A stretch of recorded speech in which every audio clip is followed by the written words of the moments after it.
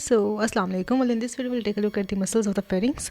So we know that there are three constrictors of the pharynx, that is the superior constrictor, the middle constrictor and the inferior constrictor.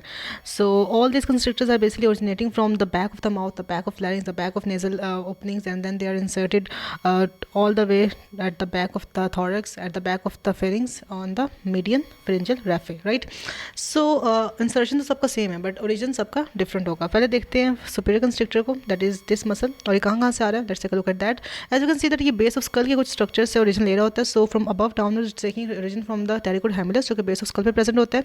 So number 1 is the pterygoid hamulus, number 2 the pterygomandibular raphe. As you can see that is present between the you can say pterygoid hamulus and the mandible के दरमियान में raphe होता है. You can say muscular tendinous structure होता है which is called as the pterygomandibular raphe, और वहाँ से इसकी ओरिजिन हो रही होती है सुपीरियर कंस्ट्रिक्टर की. Third one is the middle surface of the mandible, just you can say posterior to the mylohyoid line. On the inner aspect of mandible we have the mylohyoid line, और उसी की posterior aspect से इसके कुछ fibres origin ले रहे होते हैं. यू कैन सी कि इनर एस्पेक्ट ऑफ मैंडिबल से ओरिजिन ले रहे होते हैं. Then we have the side of the posterior part of the tongue. So posterior part of tongue से भी कुछ फाइबर्स होते हैं जो सुपीरियर कंस्ट्रिक्टर के जो वहाँ से ओरिजिन ले रहे होते हैं. So each of this fibres का हम डिफरेंट नाम दे देते हैं. दैट इज जो आ रहा है यहाँ पे टेरिकोड हेमिलस से उसको पार्ट को हम बोलते हैं दैट इज द टेरिकोफिरिंजियस. ठीक है, जो टेरिकोमैंडिबुलर रैफे से हम बोल रहे होते हैं दैट इज द बकोफिरिंजियस, क्योंकि ये यू कैन से बक्सनेटर मसल का फेशियल यहाँ पे होता है.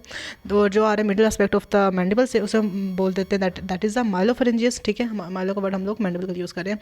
और जो आ रहा होता है साइड ऑफ द टंग से हम बोलते हैं glossopharyngeus. In this way the superior constrictor muscles having 4 main parts, और इन्हीं पार्ट्स से हम इसके ओरिजिन की कंपोनेंट्स को भी याद कर सकते हैं. दैट इज द टेरिकोफिरिंजियस जो कि टेरिकोड हेमिलस ऑफ बेस ऑफ स्कल से आ रहा है, द बकोफिरिंजियस जो कि टेरिकोमैंडिबुलर रैफे से आ रहा है, द माइलोफिरिंजियस जो कि इनसाइड ऑफ द मैंडिबल से आ रहा है, एंड द ग्लोसोफिरिंजियस जो साइड ऑफ द टंग से के पोस्टीरियर पार्ट से आ रहा है. ओके, सो ये तो हो गया origin of the superior constrictor. Next we have the middle constrictor muscle जो कि कहाँ से आ रहा है. अच्छा, ये आ रहा होता है basically the lower part of the stylohyoid ligament से. एज यू कैन सी कि हायोइड बोन के ऊपर आकर लगता होता है हमारे पास स्टाइलोहायोइड लिगामेंट, और उसी के पोस्टीरियर पार्ट से अटैचमेंट लेनी होती है मिडिल कंस्ट्रिक्टर ने. और इसके अलावा from the lesser corn of hyoid bone as well as from the upper border of the greater corn of hyoid bone. तो बेसिकली जैसे हम देखा कि जो सुपीरियर कंस्ट्रिक्टर था वो तो हमारे पास बेस ऑफ स्कल के और कुछ माउथ के स्ट्रक्चर से आ रहा था. इन द सेम में जो मिडिल कंस्ट्रिक्टर है वो बेसिकली हमारे पास हायोइड बोन के कुछ स्ट्रक्चर से आ रहा है. That is the lower part of the stylohyoid ligament, the lesser corn of hyoid bone and the upper border of the greater corn of hyoid bone. तो ये हो गया origin of middle constrictor. Then we have the third constrictor that is the inferior constrictor, and that is consisting of 2 main parts. एक उसका part हम बोलते हैं थायरोफिरिंजियस muscle, दूसरे पार्ट को हम बोलते हैं cricopharyngeus muscle. Okay, so the thyropharyngeus muscle as the name indicates is getting its origin from the posterior part of the lamina of the thyroid cartilage, right. So oblique line होती है lamina of the thyroid cartilage पे, उससे इसका origin हो रहा था from the oblique line of the lamina of the thyroid cartilage and also from the inferior tubercle of the thyroid cartilage. इसके अलावा एक जो हमारे पास एक इसका एक बैंड भी बनता है जो क्रॉस कर होता है इसके क्रिकोथायरॉइड मसल को और just above the inferior tubercle of the thyroid cartilage. सो अगर हम इसको समराइज करें origin of the inferior constrictor that is having a thyropharyngeus component and a cricopharyngeus component. The thyropharyngeus component coming from the oblique line of the thyroid cartilage, from the inferior tubercle of thyroid cartilage and from the inferior cornu of thyroid cartilage. Just like we had the lesser cornu of hyoid bone, we also have an inferior cornu of thyroid cartilage.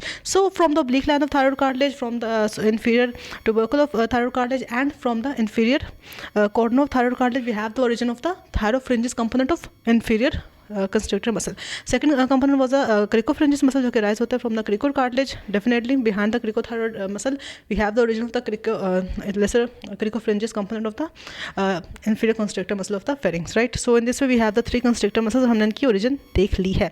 अब बात करते हैं इसकी combined insertion की. So as you can see कि there is a pharyngeal raphe जो कि extend करता है at the base of the skull up till the circular muscle होता है esophagus तक extend करता है. ये एक midline raphe और उसी के ऊपर आकर सारे superior middle and inferior constrictor ने आकर अटैचमेंट लेनी होती है. उनकी अटैचमेंट ऐसे होती है कि जो मिडिल कंस्ट्रिक्टर होता है वो बेसिकली जो मिडिल कंस्ट्रिक्टर होता है वो बेसिकली इंफीरियर कंस्ट्रिक्टर के ऊपर ओवरलैप कर रहा होता है, और जो सुपीरियर कंस्ट्रिक्टर है वो मिडिल वाले के ऊपर ओवरलैप कर रहा होगा. तो इन this way just like you can से आप कप्स के अंदर कप्स रखते हो ना, ऐसे मतलब एक कप के अंदर दूसरा कप आ जाता है. In the same this muscles are overlapping each other, right. So each one will be overlapped by the other one. Okay, right. So in this way, on the back of the pharynx there will be attachment of all these muscles, right, into a median raphe on the posterior wall of the pharynx. ऐसा हम याद कर सकते हैं. And superiorly it extends till the pharyngeal tubercle on the occipital bone of the base of the skull, and inferiorly it is extending up till the circular muscle of the oesophagus, right. So ये होगी उनकी posterior attachment या posterior insertions, right. Then we use a word. अच्छा, फिर हम अगर बात करें इनकी नर्व सप्लाई की, तो एक्शन तो हमें पता है इसका कंस्ट्रक्शन ऑफ द फेरिंग्स ही होगा, लेकिन अगर नर्व सप्लाई की बात करें तो this all are supplied by the pharyngeal plexus, और फ्रेंजियल प्लेक्सस में बेसिकली कंट्रीब्यूशन होती है वेगस नर्व की और cranial part of the accessory nerve की. तो ये दोनों नर्व्स जिसको इन सारे मसल्स सप्लाई दे रही होती हैं.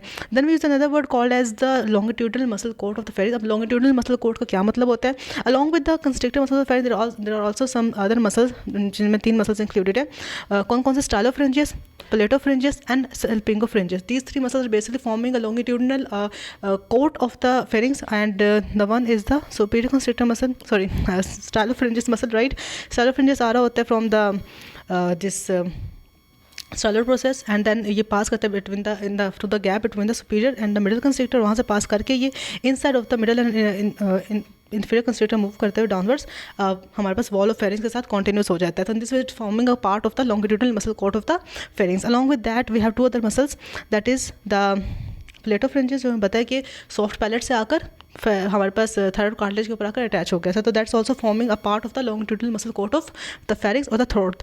Third muscle is the salpingopharyngeus muscle which is coming from the near the Eustachian tube और द ऑडिटरी ट्यूब. वहाँ से आकर ये again on the inside of the superior and middle constrictor move करता है, and it's again forming a part of the longitudinal muscle coat of the pharynx.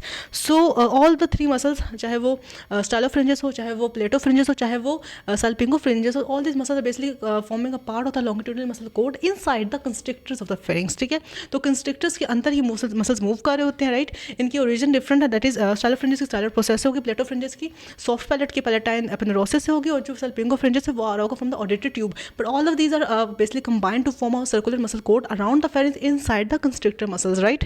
Okay, so ये तो हो गया वो वाली बात. थर्ड एक बात ही जाती है कि there are gaps between the 3 constrictors, and through these gaps some important structures are passing. Okay, so the first large gap is present between the skull and the superior constrictor, and that gap is called as the sinus of Morgagni, right. Sinus of Morgagni से कहते हैं, that is being closed by the pharyngobasilar fascia, and that fascia is pierced here by certain structures, certain important structures, that is the auditory tube, right, and the tendon of levator valli palatini, the ascending palatine artery, which was a branch of, if you can recall, that was a branch of facial artery, right, and the palatine branch of the ascending pharyngeal artery, and ascending pharyngeal artery is a branch of external carotid artery.